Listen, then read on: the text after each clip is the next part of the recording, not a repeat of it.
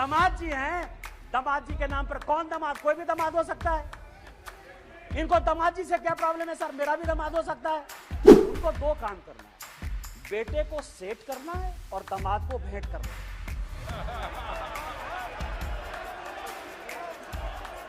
अरे जिसका नेम ले रहा है वो बोले ना, जिसका नेम ले रहा है वो बोले, ये लोग क्यों बोल रहे हैं? मोदी जी आपको चोर कहने की बात करते हैं तो अपने पार्टी के भी लोग जो दोषी हैं उनको भी 80 करोड़ रुपया दिया। मैं ऑन रिकॉर्ड कर रहा हूं सर, जीएम सिद्धेश्वर को 80 करोड़ देना पड़ा, बीजेपी के 4 बार के सांसद हैं। और आप इनकम टैक्स के लिए बचाव करने के लिए सुप्रीम कोर्ट जाने की बात करते हो। झारखंड इस देश में सबसे ज्यादा माइंस और मिनरल्स देता है, 40% से ज्यादा माइंस और मिनरल्स इस देश का झारखंड में। उसके बावजूद भी सबसे ज्यादा बेरोजगारी, सबसे ज्यादा भ्रष्टाचार, सबसे ज्यादा विस्थापन, सबसे ज्यादा पलायन उस झारखंड में। इनकम टैक्स से बचने के लिए 1 लाख रुपया देके कोई 5,000 करोड़ की कंपनी ले सकता है, ये मैडम सोनिया जी और राहुल जी बता सकते हैं सर, कोई दूसरा नहीं बता। आज यदि माननीय प्रधानमंत्री जी का गांव गरीब किसान के हितैषी का आप चिरहरण करेंगे तो जिस तरह से न धृतराष्ट्र बचा, न दुर्योधन बचा, न भीष्म पितामह बचे, न अर्जुन बचा, न युधिष्ठिर बचा, आप में से कोई भी बचिएगा 2024 में आप लोग कोई वापस नहीं आइएगा, हम 400 सीट के साथ वापस आएंगे। सोनिया जी का मैं बड़ा सम्मान करता हूं सर। सोनिया जी, मुझे जो लगता है कि उनके पार्टी की उनकी दो मनस्थिति है। वो एक हिंदू सभ्यता संस्कृति में बिलीव कर रही है, इसीलिए अलौकिका पंडिता की तरह जो पूरा किताब में लिखा हुआ है कि क्या क्या करना चाहिए एक भारतीय नारी को, उसका पूरा का पूरा पिक्चर सोनिया जी देती है। उनको दो काम करना है, बेटे को सेट करना है और दामाद को भेंट करना है।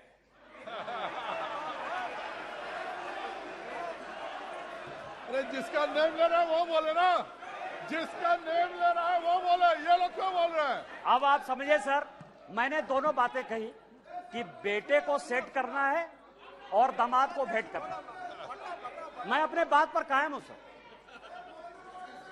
आप ये समझे सर, ये केस है सर, इनकम टैक्स का केस चल रहा है। नेशनल हेराल्ड का इनकम टैक्स का एक केस चल रहा है ट्रिब्यूनल में। मैं जो भी पेपर कहेगी कांग्रेस, मैं on the floor of the house जो है इसको रखने को तैयार हूं। और यदि इसमें एक भी बात गलत होगी तो मुझे आप सदस्यता से उसी दिन निकाल दीजिएगा सर। लेकिन कांग्रेस पार्टी को सुनना चाहिए सर। इनकम टैक्स अथॉरिटी ने कहा कि ये फाउंडेशन के जितने इनके केस है, नेशनल हेराल्ड के जितने केस है, उसकी असेसमेंट करें। हाई कोर्ट का आदेश सर, हाई कोर्ट का आदेश आ गया, हाई कोर्ट का आदेश आ गया कि इसको जो है सेंट्रलाइज करना। ये हाई कोर्ट का आदेश है सर। अभी ये सुप्रीम कोर्ट चले गए। अब आप समझिए कि इनकम टैक्स से बचने के लिए 1 लाख रुपया देके कोई 5,000 करोड़ की कंपनी ले सकता है, ये मैडम सोनिया जी और राहुल जी बता सकते हैं सर, कोई दूसरा नहीं बता सकता। और ये कह रहे हैं कि केवल हमारे ऊपर ये चीजें होती है। यहां जीएम सिद्धेश्वर बैठे हुए सर, हमारे पार्टी के सांसद हैं जीएम सिद्धेश्वर, अब भी 80 करोड़ रुपया उन्होंने इनकम टैक्स में भरा है सर।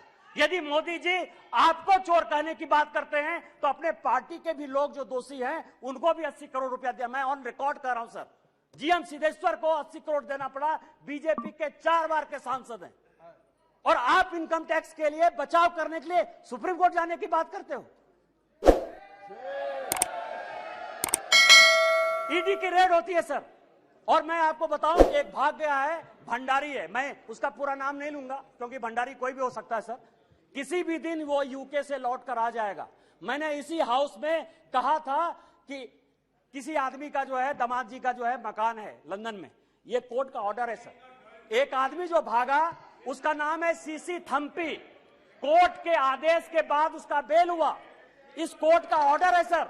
उस कोर्ट के ऑर्डर में सीसी थम्पी ने ये एक्सेप्ट किया कि उसने जो दामाद जी हैं, दामाद जी के नाम पर कौन दामाद, कोई भी दामाद हो सकता है।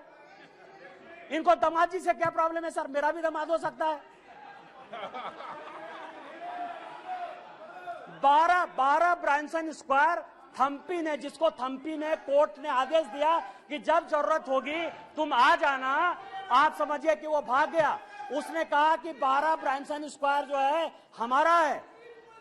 उसी तरह से संजय भंडारी का जो आने वाला है सर, यूके कोर्ट ने जो आदेश किया है उसमें यह बात कहा है कि दामाद जी का वो मकान है। आप क्यों भाग रहे हो? तो जो मैंने आपको कहा कि ये जो अविश्वास प्रस्ताव है सर, ये अविश्वास प्रस्ताव का जो मूल मंत्र है कि बेटे को जो है सेट करना है और दामाद को भेंट करना है। कल जो है सर, कल मेरी बात पर जो है बड़ा हंगामा हुआ, न्यूज क्लिक के ऊपर बड़ा हंगामा हुआ। आज प्रेस कॉन्फ्रेंस हुआ सर, प्रेस कॉन्फ्रेंस में मैं एक बताऊं, यदि न्यूज क्लिक का नाम यदि डिलीट या रेस्टोर हो गया, कांग्रेस को क्या समस्या है सर? न्यूज क्लिक आपका कौन लगता है? पुरकास्ट का नाम यदि रेस्टोर हो गया, पुरकास्ट आपका क्या लगता है? रोहिणी सिंह, अभिसार शर्मा या कोई भी मान लीजिए ठाकुर रंजन प्रागता, यदि उसका डिलीट हो गया नाम या एक्सपंज से फिर बाहर आ गया, आपको क्या परेशानी है? आपका कोई मतलब नहीं है। और मैं ऑन रिकॉर्ड एक और रिविलेशन करना चाहता हूं सर कि सीपीएम के जो जनरल सेक्रेटरी, पूर्व जनरल सेक्रेटरी थे प्रकाश कारात साहब, उनका पूरा का पूरा मेल मैं ऑन रिकॉर्ड आपको लाना चाहता हूं कि जो वो नेवेली राय सिंघम था उसके साथ उनके हजारों मेल हैं। और जब आप कहेंगे मैं ऑन रिकॉर्ड उसको पेश कर दूंगा सर कि सीपीएम किस तरह से देशद्रोही पार्टी के साथ है। हम तो आइडियोलॉजी में मानने वाले हैं। यदि हमने सीपीएम के साथ लड़ाई की आइडियोलॉजिकल, तो आज तक हमने सीपीएम के साथ समझौता नहीं किया, आज तक हमने समझौता नहीं किया। यदि हमने कहा कि कोई मुस्लिम लीग जिसने कि भारत विभाजन किया, आज तक वोट बैंक की राजनीति के बाद हमने मुस्लिम लीग के साथ नहीं लिया। लेकिन आपको जिस कांग्रेस पार्टी ने रोज रोज जलील किया, रोज रोज जलील किया, उसके साथ आप किस आधार पर जो है शासन में हो? मैं आपको बताऊं, मैं आपको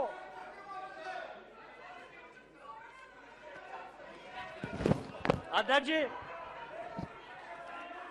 जी, समस्या क्या है?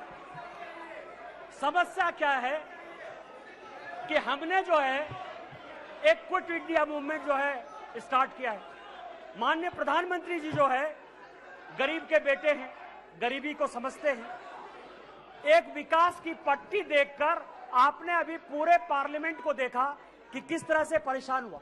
कारण क्या है सर? मैं जिस इलाके से आता हूं, मैं आपको बताता हूं कि रीजन क्या है और इतना बड़ा बखेड़ा क्यों।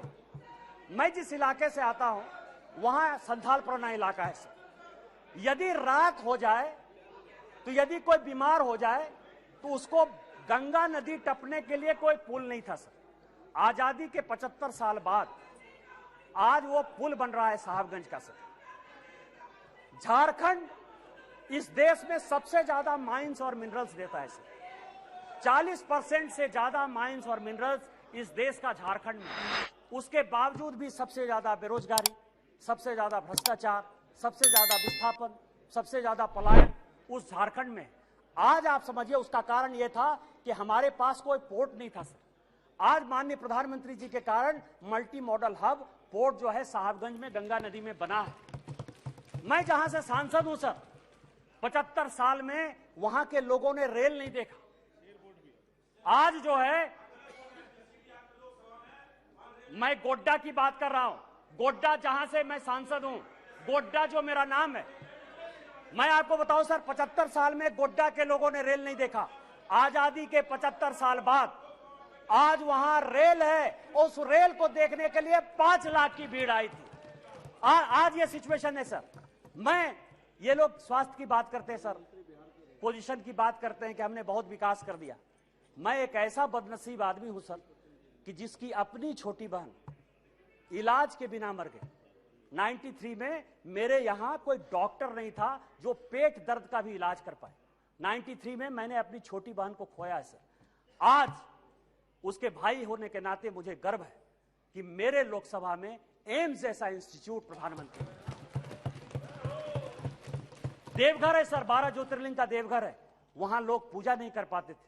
आज बेंगलोर से, आज बंबई से, आज अमेरिका से, लंदन से सभी लोग वहां एयरपोर्ट पर चढ़कर आते हैं। यह विकास है। आज मेरे लोकसभा में 2 medical college, 3 engineering college, 4 polytechnic college, 16 ITI, 2 agriculture college, 1 dairy college, 4 केंद्रीय विद्यालय, ये सारी चीजें माननीय प्रधानमंत्री जी ने दी है सर। इनका विरोध यह है कि गरीब के घर में जो चूल्हा जल रहा है, जो घर घर में पानी जा रहा है, जो नल जल की पहल चल रही है, जो गंगा से पानी देवघर आने की बात चल रही है, उसका यह विरोध है सर। इनका विरोध यह है कि बाइडेन ऑटोग्राफ क्यों लेता है। इनका विरोध यह है कि पापुआ न्यू गिनी का जो है प्रधानमंत्री उनका पांव क्यों छूता है। इनका विरोध यह है कि ऑस्ट्रेलिया का जो प्रधानमंत्री है वो उनको बॉस क्यों कहता है। माननीय प्रधानमंत्री जी ने चाहे पिछड़े इलाके हो, चाहे देश हो, चाहे दुनिया हो, जितना काम किया है उसके कारण इनको लगता है कि 2024 में नहीं आने वाले हैं। मैं अध्यक्ष जी अपनी बात महाभारत से खत्म करना चाहता हूं। महाभारत का एक बड़ा कहानी है सर कि द्रौपदी का चीरहरण हो रहा था और पूरे, चाहे कौरव पक्ष के लोग हों चाहे पांडव पक्ष के लोग हों, वो सभी जो है चीरहरण को देख रहे थे। अध्यक्ष महोदय, आज माननीय प्रधानमंत्री जी, ये लोग नहीं समझेंगे सर, ये लोग इसीलिए नहीं समझेंगे कि माननीय प्रधानमंत्री जब परिवारवाद की बात करते हैं ना तो इनको लगता है कि परिवार की बात करते हैं। माननीय प्रधानमंत्री जी परिवार की बात नहीं करते हैं। वकील का बेटा वकील हो जाए क्या दिक्कत है। IAS का बेटा IAS होता है सर। यहाँ DG हैं RPF के, वो IPS भी हैं, उनके दोनों बेटे IAS बने सर, जो अपनी योग्यता क्षमता के साथ आते हैं। परिवार को वो क्या कहते हैं, आज मेरे यहाँ का नेतृत्व क्या है। माननीय प्रधानमंत्री जी गरीब परिवार से हैं। माननीय नड्डा जी ये हैं जिनके परिवार में कोई पॉलिटिक्स भी नहीं था।